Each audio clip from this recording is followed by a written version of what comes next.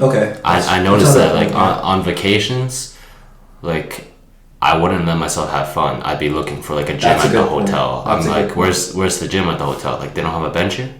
Well, I think that comes to a different point. Vacation ruined. You know? Like then you can't enjoy life. No. I see. Like, I've been there that's before. That's the grind. Yeah. I would say that is a different point. So discipline is good for us. It's good for our health. It's good for everything. But when we became... Alright, bro. But there's a point when we go so deep into the discipline and the hard work that it becomes our identity. Yeah. And when it becomes our identity... It's not very healthy. It's our source of joy. That I love myself because of the things I do, not because of who I am. And I saw this one person who went on a mushroom trip and he had this realization that the thing that he wrote was, do people love me for who I am or for the things I do? And then... Like he was asking himself that? Yeah, he thought about that. Think about it for a second. Do people love you for who you are or for the things you do? And then the second thing he asked him, well, do I love myself for who I am or for the things I do? And then for me, and it looks like for you, we start to love ourselves so much because of the fact that we're so disciplined and we go to the gym. And the second you pull that away from us, it's almost like, then who are we? And that's when it becomes the insecurity, that we need that external thing, which is the discipline, the waking up at 5:30 in the morning, the hard grind, the not eating sugar, to reinforce that sense of identity that pulled us out of whatever life we had before and gave us that joy. And then we crave that. And then the real question is, how do we find that balance? Because it's good to do the things that make us feel good about ourselves. Yeah. But we also want to be able to be free from that. I think the whole goal of our life is to be free. I think in addition to health, I think one overarching theme of life, for at least me, has been freedom. And the discipline frees you from your unhealthy habits, but that you can also become a slave to the discipline itself. And you should be able to be free from that, right? That we should be able to reach a point where we go on a 2-week vacation and be totally free of not feeling the need to be disciplined in order to derive that sense of identity again. Yeah. And that's when it gets hard, because then it's like, okay, am I being a bitch or am I being free? And it's this weird balance you have to find for yourself, but I think the goal should be to find yourself in a place where you rotate between different kinds of lifestyles. I think that gives you the most perspective, at least.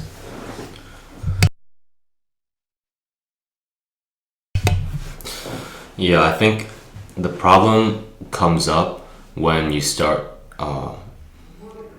when you start valuing yourself for like what you do rather than what you feel, because there's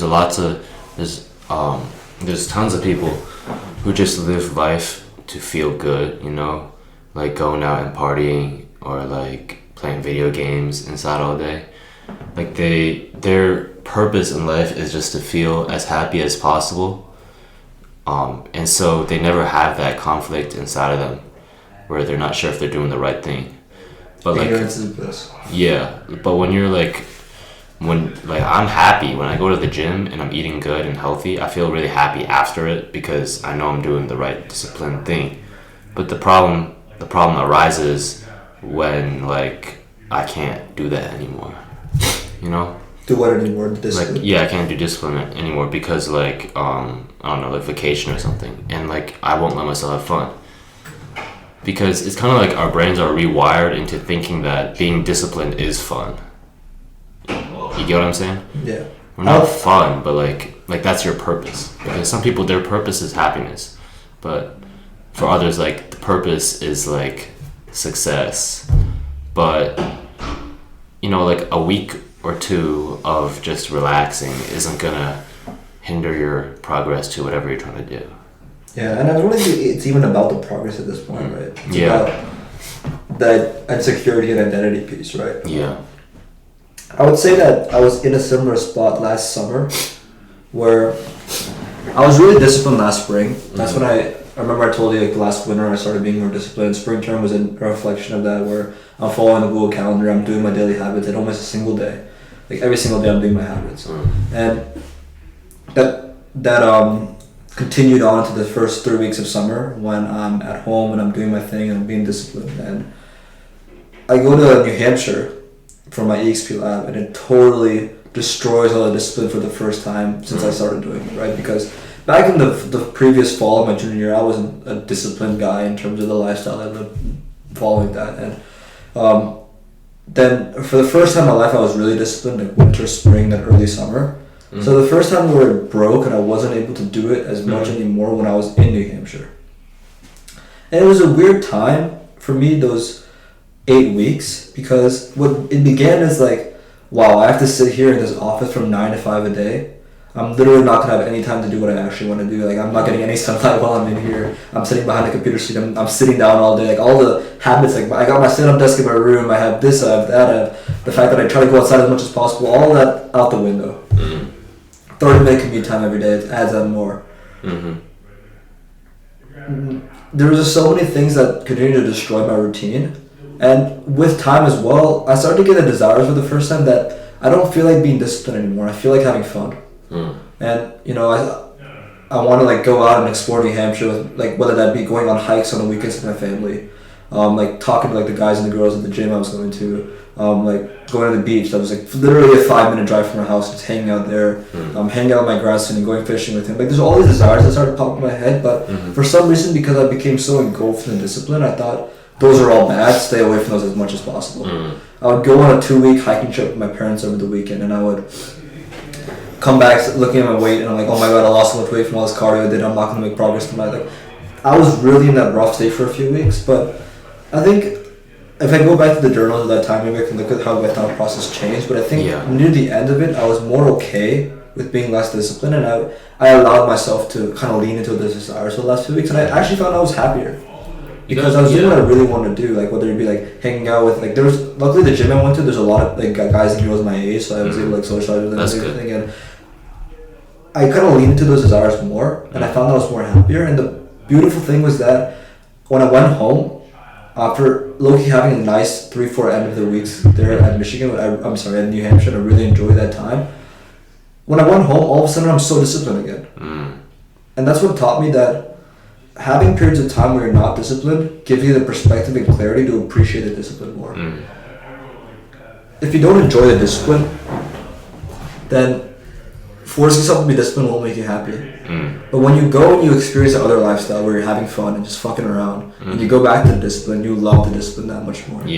Because literally for most of this year I've been pretty disciplined. Like fall term, my discipline was pretty heavy in terms of, I don't think, I might have missed 2 days the entire term of waking up past 5:30, including Saturdays and Sundays. Like, if I think back to it now, it's like, it's kind of fucking insane that I never woke up past 5:30, never slept past 9. And am I that disciplined right now? No, but I'm leaning, because I don't really feel like being disciplined at this stage of my life. It's senior spring, and I want to go out and like do more shit.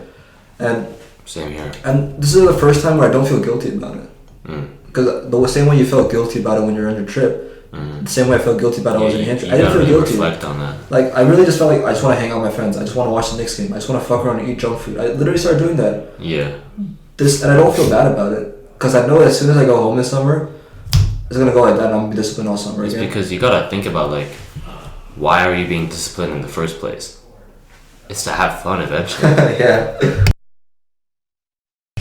Like, right now, there's like mainly 2 things you could be disciplined and like focus on as a student, like your body, physically how you look, how healthy you are, and academics.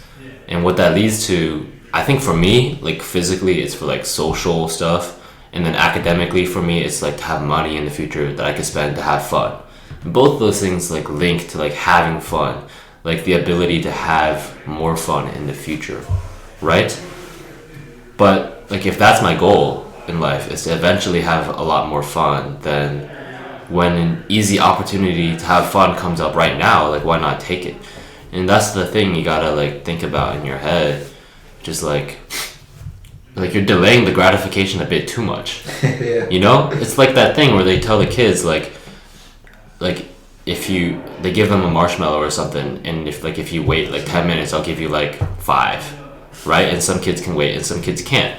But like in this case, on vacation, that's like telling the kid, wait for 10 years to get 10 marshmallows. Yeah, or I could just give it to you right now. Yeah. Like, which one? Like, yeah, you're gonna take it right now, right? So.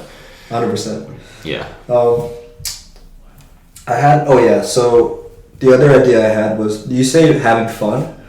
The way I think about it is, I don't think having fun, I don't use that terminology just because I think having fun can also have a bad connotation in some cases, but the word I like to use a lot is epic. Do epic shit. Is waking up every day at 5:30, being extremely disciplined about your diet and your health epic? I think it's pretty epic. But if you really want to be out socializing with your friends and like fucking around and having a good time, but you're sitting in your dorm reading your book before you go to bed at 9 o'clock, is that epic anymore? Or is that just kind of, you're stuck to the routine? Kind of it's not epic anymore. Yeah. And the second I feel like it's not epic anymore, I change it. And if you can strive to live in an epic way and just do epic shit, then you'll always lean toward the thing that's probably going to make you more happy. And I only started having that mindset recently with the podcast because I talked to some kids, some people that are so impressive in their ability to do epic shit. Mr. Bennett is the first time I internalized his idea of being epic. Literally episode 22, I'm sitting there on a Sunday during wrestling season and I hear Ryan Bennett talk for 2.5 hours about how he always wanted to triathlons, how he ran 50 miles, how he's wrestling, coaching, how he's obsessed with like doing more. Like, he does a shit to firefighting, the tech office, he does a lot. And the second I walked away from that, I had one lesson from that podcast. I gotta do more epic shit. Which is just, it could be anything. It could literally just be like going out and getting in trouble. Yeah. It could be making some amazing artwork through the podcast. It could be anything that's epic. And then literally just, what are we on? This is episode 34. Literally 2 episodes ago, I had my college counselor from Unported on. And I learned so much about her life that was so epic that I didn't know before. So for the last 9 years, she and her husband have been pet sitting for their clients and staying at their client's house and they pet sit. They haven't had a permanent residence or a place to live in 9 years. That's crazy. And they literally move around, for the first few years, they would move every 3-4 days. Damn. Around New York City. And they would would have like belongings? Or yeah, they would like literally bring a backpack with them, bro. They'd be city bikes around New York City, pet sitting for clients, saving so much money, not having to pay rent. Like literally, they would stay in people's houses for rent free, and now they do more long-term stays, and they've expanded their business where they literally do 2-month pet sit in Israel, 6-month pet sit in Japan. Like it's insane. That's crazy. And they have to travel the world, working online as a college counselor, which she makes a lot of bank off because she's a pretty good college counselor. It's expensive, and she does pet sitting. That's crazy. Like, just do epic shit. Like, what are you sitting in your room for, bro? Like, there's so much. Any lifestyle you want is possible, but we just get blocked by the reasons we can't do something. You know? That's deep. That's also like, I've never heard of anybody doing that. If you enjoyed that clip, then click here to see the full, unedited length podcast. Make sure you click here to see the full podcast, and don't forget to like and subscribe for more.